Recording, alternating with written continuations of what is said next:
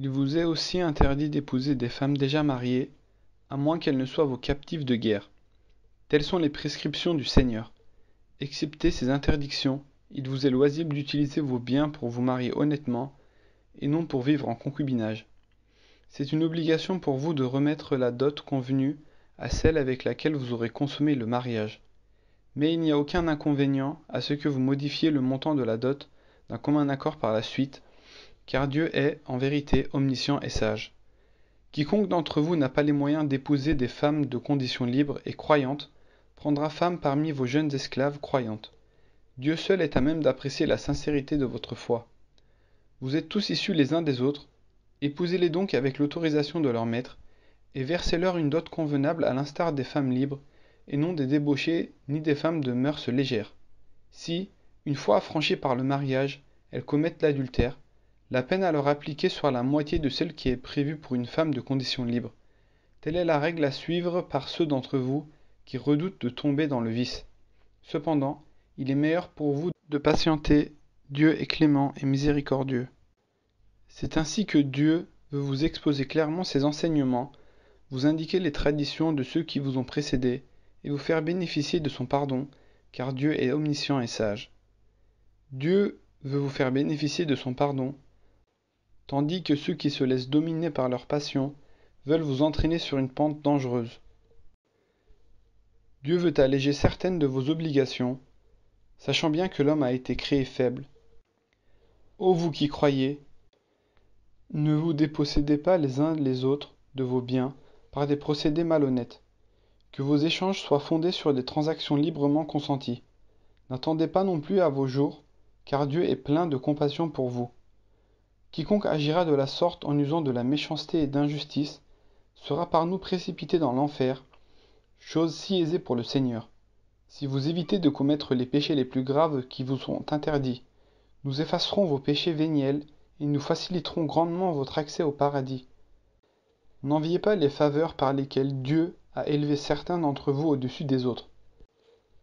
Aux hommes reviendra la part qu'ils auront méritée par leurs œuvres, et aux femmes reviendra la part qu'elles auront méritée par leurs œuvres.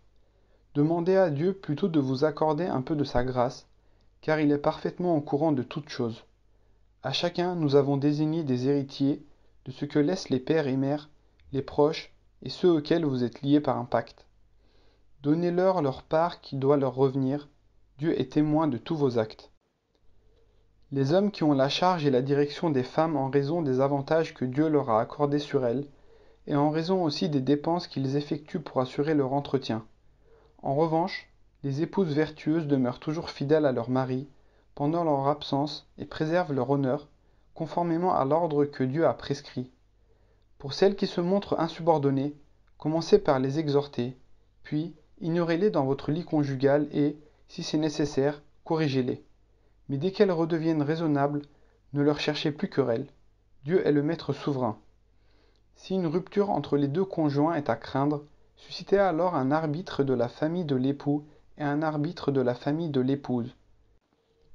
Si les deux conjoints ont le réel désir de se réconcilier, Dieu favorisera leur entente, car Dieu est omniscient et parfaitement informé. Adorez Dieu sans rien lui associer. Soyez bons envers vos parents, vos proches, les orphelins, les pauvres, les voisins, qu'ils soient de votre sang ou éloignés, ainsi que vos compagnons de tous les jours, les voyageurs de passage et les esclaves que vous possédez, car Dieu n'aime pas les arrogants vantards.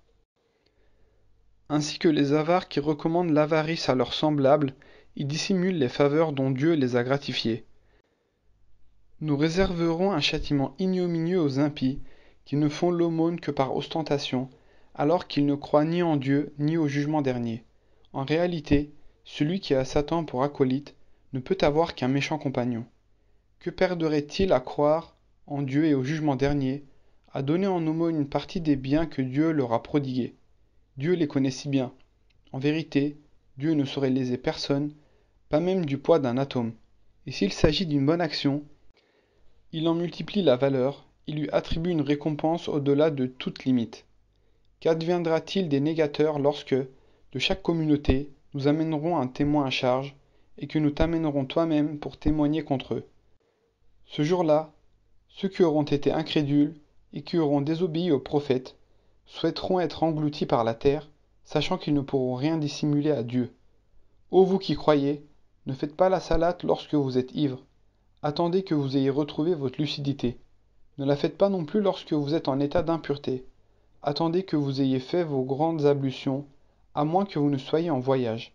Si vous êtes malade ou en voyage, ou si vous venez de satisfaire vos besoins naturels, ou si vous avez approché une femme et que vous ne trouviez pas d'eau, utilisez alors de la terre propre pour vous en essuyer le visage et les mains, car Dieu est indulgent et miséricordieux. Ne vois-tu pas comment ceux qui ont reçu une partie du livre ne font que courir après l'erreur, en souhaitant tant vous y précipiter à votre tour? C'est Dieu qui connaît le mieux vos vrais ennemis, car Dieu est votre meilleur maître et votre allié le plus sûr. Parmi les Juifs, il en est qui altèrent le sens du discours et disent « Nous avons entendu et nous refusons d'obéir. Écoute, puisses-tu ne rien entendre ?» Et ils ajoutent « Aie des regards pour nous », en employant le terme équivoque Raïna, avec l'intention de dénigrer la religion. Que ne disent-ils plutôt? Nous avons entendu et nous avons obéi. Écoute et regarde-nous. C'eût été préférable pour eux et plus loyal, mais Dieu les a maudits pour leur impiété et pour la tiédeur de leur croyance. Ô vous qui détenez les Écritures, croyez au courant que nous révélons pour confirmer ce que vous aviez déjà, avant que nous couvrions d'avilissement et d'humiliation certains visages, ou que nous les maudissions, comme nous avons maudit les profanateurs du sabbat. L'ordre de Dieu est toujours suivi d'exécution. Dieu ne pardonne point qu'on lui associe d'autres divinités, mais il pardonne à qui il veut les autres péchés, car celui qui associe à Dieu d'autres divinités commet un forfait d'une exceptionnelle gravité. As-tu remarqué comment ces gens-là s'attribuent des vertus de leur propre autorité, alors que c'est Dieu qui en octroie à qui il veut, sans jamais léser personne, même pas de la moindre brindille? Regarde comment ils débitent des mensonges sur le compte de Dieu. Et c'est déjà là un crime monstrueux. N'as-tu pas remarqué que ceux qui ont reçu une partie des Écritures continuent à croire à la sorcellerie et aux idoles, en disant des païens qu'ils étaient sur une voie meilleure que celle des croyants? Voilà ce que Dieu a maudit, et jamais ce que Dieu a maudit ne trouveront de protecteur. Parviendrait-il à détenir une part de l'empire du monde qu'il n'en céderait pas la moindre particule? Serait-il jaloux de ce que Dieu a honoré de sa grâce? Mais n'avons-nous pas déjà octroyé à la famille d'Abraham l'écriture et la sagesse, ainsi qu'un immense empire? Certains parmi eux y ont cru et d'autres s'en sont écartés. Mais pour ces derniers, la géhenne est une peine bien suffisante. En vérité, ceux qui auront renié nos signes, nous les précipiterons dans l'enfer et, chaque fois que leur peau aura été consumée, nous leur en donnerons une autre en échange, afin qu'ils savourent toute l'horreur de leur supplice, car Dieu est puissant et sage. À ceux qui croient en Dieu et qui accomplissent des bonnes œuvres, nous donnerons, pour séjour éternel, des jardins où couleront des ruisseaux, où ils auront des épouses exemptes de toute souillure, avec lesquelles ils mèneront, sous de frais ombrages, une vie éternelle. Dieu vous prescrit de restituer les dépôts à leurs propriétaires et de vous montrer équitable quand vous êtes appelés à juger vos semblables. C'est là une noble mission que Dieu vous exhorte à remplir. Dieu entend tout, voit tout. Ô croyants, obéissez à Dieu, obéissez aux prophètes et à ceux d'entre vous qui détiennent le pouvoir. En cas de litige entre vous, référez-vous-en à Dieu et aux prophètes, si votre croyance en Dieu et au jugement dernier est sincère. C'est là la démarche la plus sage et la meilleure voie à choisir. N'est-il pas étonnant de voir ces gens qui prétendent croire à ce qui t'a été révélé et à ce qui a été révélé avant toi recourir à l'arbitrage des fausses divinités qu'ils avaient pourtant reçu ordre de renier. Ainsi Satan veut les enfoncer encore davantage dans la voie de l'égarement. Et lorsqu'on les invite à se rallier aux révélations de Dieu et à son prophète, on voit ces hypocrites faire la sourde oreille et littéralement s'enfuir. Qu'adviendra-t-il lorsqu'un malheur, sanctionnant leur propre agissement, s'abattant sur eux, et qu'ils viendront vers toi, jurant par Dieu qu'ils ne désiraient que la concorde et la bonne entente entre les hommes? Ces gens-là, Dieu sait ce que recèle leur cœur. Cependant, ne leur tiens pas rigueur. Exhorte-les et adresse-leur des propos susceptibles de les convaincre. Si nous envoyons un prophète, c'est uniquement pour qu'on lui obéisse avec l'aide du Seigneur. Si donc ces gens-là, qui se sont fait du tort à eux-mêmes, s'étaient adressés à toi pour implorer le pardon de Dieu, en sollicitant ton intercession, ils auraient sûrement trouvé auprès du Seigneur clémence et miséricorde.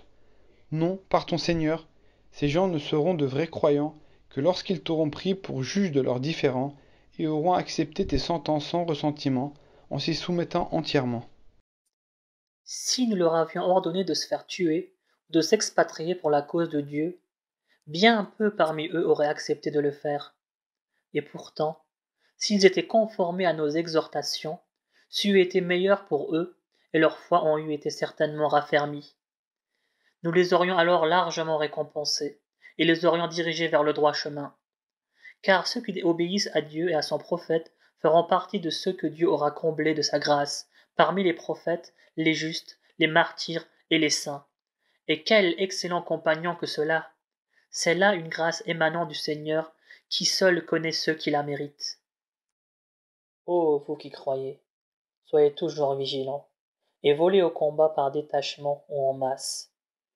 Il y a parmi vous des traînards peu empressés à aller au combat, qui, lorsque vous subissez un revers, s'écrieront: c'est une bénédiction de Dieu que nous n'ayons pas pris part à cet engagement.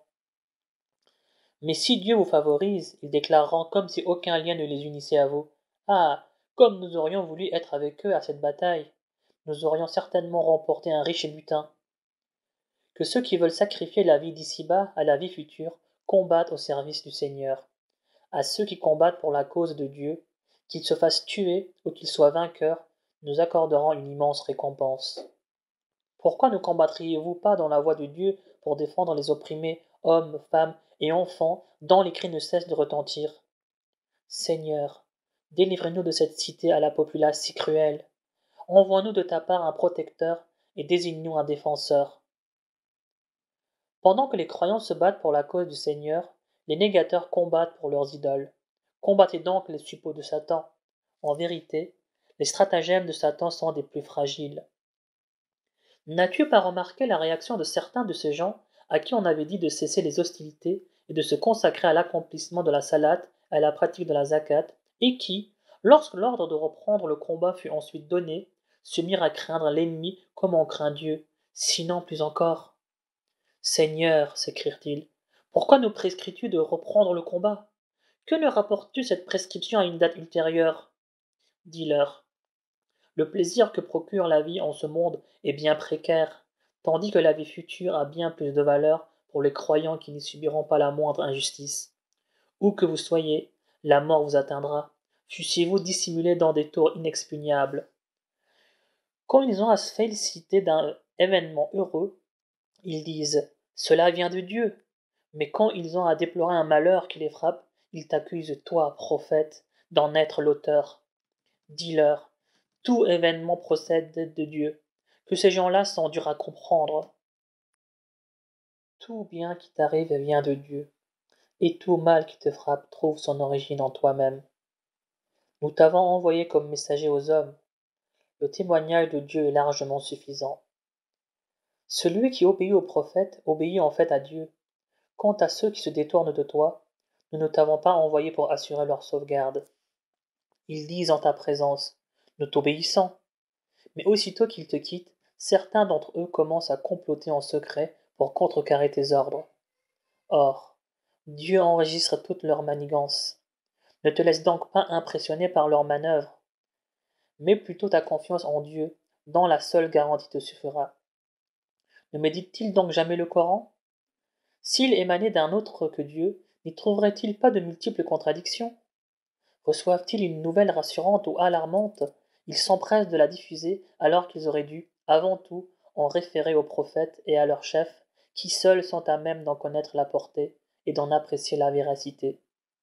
En vérité, n'eût été la grâce du Seigneur et sa miséricorde, vous auriez tous, à de rares exceptions, été entraînés par Satan. Persévère dans le combat pour la cause de Dieu, et bien que tu ne sois responsable que de toi-même, stimule l'ardeur des fidèles au combat, car Dieu brisera bien, un jour ou l'autre, la puissance des infidèles. Dieu est infiniment plus puissant et autrement plus redoutable dans son châtiment. Celui qui intercède dans un but louable en aura sa part, et celui qui intercède dans un but blâmable en aura sa part. Dieu veille sur toutes choses. Lorsqu'on vous adresse un salut, rendez-le de façon plus courtoise, ou tout au moins rendez-le. Dieu vous demandera compte de tout. Dieu, en dehors de qui il n'y a point de divinité, vous rassemblera au jour du jugement dernier. Il n'y a pas de doute là-dessus, et il n'est de propos plus véridiques que ceux du Seigneur. Qu'avez-vous à vous diviser en deux clans à propos des hypocrites? Dieu ne les a-t-il pas refoulés dans le camp des impies pour prix de leur agissement? Vous voulez donc remettre dans le droit chemin ceux que Dieu a égarés? Mais il n'y a point de rachat pour ceux que Dieu a voués à l'égarement. Ils souhaitent tant vous voir perdre votre foi comme ils l'ont eux-mêmes perdue, pour que vous soyez tous pareils. Ne formez pas de liaison avec eux, tant qu'ils ne se seront pas engagés résolument dans la voie du Seigneur. Mais s'ils optent carrément pour l'apostasie, saisissez-les et tuez-les où que vous les trouviez. Gardez-vous de prendre parmi eux des amis ou des auxiliaires. Excepté ceux qui rejoignent un clan avec lequel vous avez conclu un pacte, ou ceux qui viennent à vous, le cœur meurtri, ne sachant s'ils doivent combattre contre vous ou contre leur propre clan. Or, si Dieu l'avait voulu, il les aurait poussés contre vous et il vous aurait attaqué. Si donc ces gens-là se tiennent à l'écart et au lieu de vous attaquer vous offrent la paix, Dieu ne vous donne plus aucun droit de les inquiéter. Vous en trouverez d'autres qui désirent avoir des rapports pacifiques aussi bien avec vous qu'avec les leurs, mais qui, chaque fois qu'ils sont invités à pratiquer l'idolâtrie, y retombent en masse. Si ces gens-là ne se mettent pas à l'écart, ne vous offrent pas la paix et ne s'abstiennent pas de vous agresser, alors saisissez-les et tuez-les où que vous les trouviez, ne vous donnant sur eux plein pouvoir. Aucun croyant n'a le droit de tuer un autre croyant, si ce n'est par erreur. Si un tel acte se produit, le coupable devra affranchir un esclave croyant et verser à la famille de la victime le prix du sang, à moins que les ayants droit n'en fassent remise. Si la victime est un croyant qui appartient à un groupe hostile, le meurtrier affranchira seulement un esclave croyant. Mais si la victime appartient à un groupe auquel vous êtes lié par un pacte, la remise du prix du sang à la famille et l'affranchissement d'un esclave croyant seront exigés du meurtrier. Si ce dernier n'en a pas les moyens, il devra observer un jeûne de 2 mois consécutifs à titre d'expiation prescrite par Dieu, l'omniscient, le sage. Quiconque donne la mort intentionnellement à un croyant aura pour rétribution la géhenne, où il demeurera éternellement, exposé à la colère et à la malédiction du Seigneur, et sera voué à d'immenses tourments. Ô vous qui croyez, lorsque vous entrez en campagne pour la cause de Dieu, soyez clairvoyants. Ne vous hâtez pas de traiter un ennemi, celui qui vous adresse un salut amical en lui disant « Tu n'es pas croyant », dans le but inavoué de lui prendre ses biens. Sachez que Dieu dispose d'immenses richesses. D'ailleurs, vous-même, vous n'avez pas toujours été croyant avant que Dieu ne vous ait reçu dans sa grâce. Agissez donc avec discernement, car Dieu est parfaitement informé de ce que vous faites. Ceux des croyants qui restent tranquillement chez eux, sans y être astreints par une incapacité quelconque, ne peuvent être considérés comme égaux aux croyants qui, dans le combat qu'ils mènent au service de Dieu, s'exposent aux dangers corps et biens. Aussi, Dieu tient-il au plus grande estime ceux qui lui sacrifient leurs biens et leur personne, et bien que les promesses divines s'étendent aux uns et aux autres, un rang infiniment supérieur est réservé aux combattants, ainsi qu'une récompense sans limite. Dieu les élèvera de plusieurs degrés auprès de lui, et leur accordera pardon et miséricorde. Dieu est clément et miséricordieux. Les anges, venus ôter la vie à ceux qui avaient agi iniquement envers eux-mêmes, leur demanderont « Où en étiez-vous sur le plan de la croyance ?» « Nous faisions partie des opprimés de la terre, répondront-ils. À quoi les anges répliqueront « La terre de Dieu n'était-elle pas assez vaste pour vous permettre de vous expatrier ?» Ceux-là auront pour séjour l'enfer, et quelle triste fin sera la leur. À l'exception des impuissants parmi les hommes, les femmes et les enfants qui sont démunis de moyens et incapables de se frayer un chemin, à ceux-là, Dieu accordera son pardon, car Dieu est indulgent et miséricordieux. Quiconque s'expatrie pour servir la cause de Dieu trouvera sur la terre de nombreux lieux où s'installer et vivre à l'aise. Quiconque s'expatrie pour servir la cause de Dieu et de son prophète, et que la mort vient surprendre, la récompense de Dieu lui est acquise, car Dieu est clément et miséricordieux. Lorsque vous êtes en déplacement, rien ne s'oppose à ce que vous abrégiez la salate, si vous craignez d'être inquiété par les infidèles, qui sont pour vous des ennemis déclarés. Lorsque tu te trouves au milieu des combattants, et que tu te disposes à diriger la salade, qu'une partie des troupes vienne prier avec toi tout en gardant ses armes, et pendant que ceux qui prient se prosternent, les autres devront se tenir derrière eux, prêts à intervenir en cas de danger. Puis, un deuxième groupe qui n'a pas encore prié viendra accomplir sa salade avec toi, tandis que le premier groupe, qui a déjà effectué sa salade, assurera la garde, toujours en armes. En effet, les négateurs n'attendent que l'occasion de vous voir distraits de vos armes et de vos bagages pour fondre sur vous de tout leur poids. Toutefois, il n'y a aucun inconvénient à ce que vous vous soulagiez pour un moment de vos armes si vous êtes gêné par la pluie ou si vous êtes malade, mais il faut rester constamment vigilant. En vérité, Dieu se charge de réserver aux négateurs un châtiment avilissant. Quand la salade est terminée, continuez à invoquer Dieu, que vous soyez debout, assis ou couché. Une fois la sécurité retrouvée, reprenez alors l'accomplissement de vos prières normalement, car la salade est une obligation pour les croyants et elle doit avoir lieu à des moments précis. Ne relâchez pas la pression que vous exercez sur vos ennemis, car si vous souffrez, eux aussi souffrent autant que vous, avec cette différence que la récompense que vous attendez de votre Seigneur, eux, n'ont aucun espoir d'en bénéficier. Dieu est omniscient et sage. Nous t'avons révélé le Coran, ce message de vérité, afin que tu puisses juger entre les hommes d'après ce que Dieu t'aura enseigné. Ne prends donc jamais sur toi de défendre les scélérats. Mais demande plutôt au Seigneur son pardon, car il est plein de clémence et de compassion. Ne prête pas assistance à ceux qui sont perfides avec eux-mêmes. Dieu n'aime ni les perfides ni les criminels, qui font tout pour se cacher des hommes et qui ne se cachent pas de Dieu, alors qu'il est avec eux quand ils tiennent des conciliabules qui lui déplaisent. Il n'est rien de ceux qui font qui puisse échapper à la vigilance du Seigneur. Vous voilà plaidant leur cause en ce monde, mais qui, le jour de la résurrection, plaidera en leur faveur? Qui osera venir en aide auprès de leur Seigneur? Celui qui commet une mauvaise action ou se fait du tort à lui-même trouvera toujours auprès de Dieu, s'il implore son pardon, indulgence et miséricorde. Celui qui commet un péché le commet, en fait, à son propre désavantage. Dieu est omniscient et sage. Celui qui fait une faute ou commet un péché, puis en accuse un innocent, se rend coupable d'une infâme félonie et d'un grave péché. Sans la grâce et la sollicitude de Dieu en ta faveur, une bande de ces négateurs aurait tenté de t'égarer. Mais, en réalité, ils n'égarent qu'eux-mêmes et ne peuvent te causer aucun tort, car Dieu t'a révélé le Coran et la sagesse, et t'a enseigné ce que tu ne savais pas. Ainsi, la sollicitude du Seigneur à ton égard a été immense.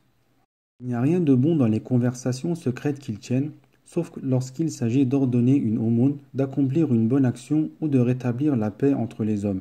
Celui qui agit ainsi pour plaire à Dieu, nous lui attribuerons une magnifique récompense. Mais celui qui se détache volontairement du prophète, après avoir eu connaissance de la voie du salut, pour suivre un chemin autre que celui des croyants, celui-là, nous l'abandonnerons au destin qu'il s'est choisi et nous le précipiterons ensuite dans la géhenne pour qu'il y subisse son triste sort. Dieu ne pardonne pas qu'on lui associe quoi que ce soit, mais il pardonne à qui il veut des péchés de moindre importance, car qui associe à Dieu s'égare profondément. Mais au fond, qu'invoque-t-il en dehors de Dieu, sinon des symboles féminins ainsi qu'un démon rebelle, que Dieu a maudit et qui a eu l'insolence de dire au Seigneur: Je prendrai de tes serviteurs une partie déterminée, je les égarerai, je leur inspirerai de vains espoirs, je les inciterai à fendre les oreilles du bétail et je leur ordonnerai d'altérer la création du Seigneur. Quiconque prendra Satan pour maître à la place de Dieu est voué à une perte certaine, car Satan fait des promesses aux hommes et les berce de vains espoirs, mais ces promesses sont toujours trompeuses et illusoires. Ceux qui le suivront auront pour séjour l'enfer auquel ils ne pourront échapper. Quant à ceux qui ont la foi et qui accomplissent de bonnes œuvres, nous les ferons entrer dans des jardins baignés d'eau vive, où ils demeureront éternellement en vertu d'une promesse solennelle du Seigneur. Et quelle promesse est plus digne d'être crue que celle du Seigneur?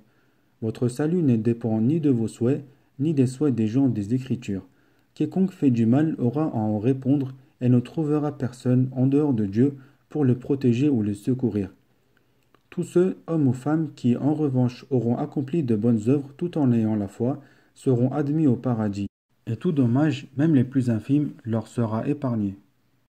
Qui donc professe une meilleure religion que celui qui se soumet à Dieu tout en faisant le bien et en suivant le culte d'Abraham, ce monothéiste exemplaire dont Dieu a agréé l'amitié? Dieu est le maître des cieux et de la terre, et sa science s'étend à toutes choses. Il te consulte au sujet des femmes, réponds-leur. Dieu vous dictera ses directives à leur sujet, en plus de ce qui vous a déjà été révélé dans le Coran à propos des orphelins auxquels vous ne remettez pas ce qui leur est prescrit et que vous désirez épouser, et au sujet des mineurs sans soutien. Sachez que Dieu vous prescrit de traiter tous ces orphelins avec la plus grande équité, car quelque bien que vous fassiez, Dieu en est parfaitement informé. Au cas où une femme constate de la part de son mari une attitude hostile ou un certain refroidissement, il n'y a aucun inconvénient à ce que les deux époux s'ingénient à trouver une formule qui leur permette de se réconcilier, car rien ne vaut la réconciliation, étant donné que l'égoïsme est inhérent à la nature humaine. Sachez que si vous faites preuve de générosité et de piété, Dieu en sera parfaitement informé. Vous ne parviendrez jamais à traiter toutes vos femmes sur le même pied d'égalité, quel que soit le soin que vous y apportez. Ne soyez donc pas trop partiaux au point de laisser l'une d'entre elles dans une fausse situation. Si vous établissez la concorde dans vos foyers, si vous fuyez toute iniquité, sachez que Dieu est clément et miséricordieux. Si les deux époux préfèrent se séparer, Dieu, dans sa généreuse bonté, assurera à chacun d'eux un meilleur destin, car Dieu est plein de largesse et sa sagesse est infinie. C'est à Dieu qu'appartient ce qui est dans les cieux et sur la terre.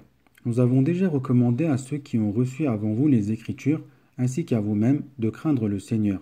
Mais si vous préférez l'impiété, cela importe peu à Dieu, car à lui appartient ce qui est dans les cieux et sur la terre. Dieu se suffit à lui-même et il est digne de louange. Dieu détient le royaume des cieux et de la terre. Sa protection est largement suffisante. Il ne tient qu'à lui, s'il le veut, ô homme, de vous faire disparaître et de vous remplacer par d'autres créatures. Dieu a tout pouvoir pour le faire. Celui qui recherche la récompense de ce monde, sache que cette récompense et celle de la vie future sont entre les mains du Seigneur, qui sait tout et entend tout. Ô vous qui croyez, observez la stricte vérité quand vous témoignez devant Dieu, fût-ce contre vous-même, vos parents ou vos proches. Que ce témoignage concerne un riche ou un pauvre, Dieu porte plus d'intérêt à l'un ou à l'autre que vous-même. Ne vous fiez pas à vos impulsions au détriment de l'équité. Mais si vous portez un faux témoignage ou si vous refusez de témoigner, sachez que Dieu est de tous vos actes parfaitement informé. Ô vous qui croyez, ayez toujours foi en Dieu, en son prophète, au Coran qui lui a révélé et aux Écritures qui l'ont précédé. Quiconque renie Dieu, ses anges, ses livres, ses prophètes et le jour dernier, s'écarte à jamais de la vérité.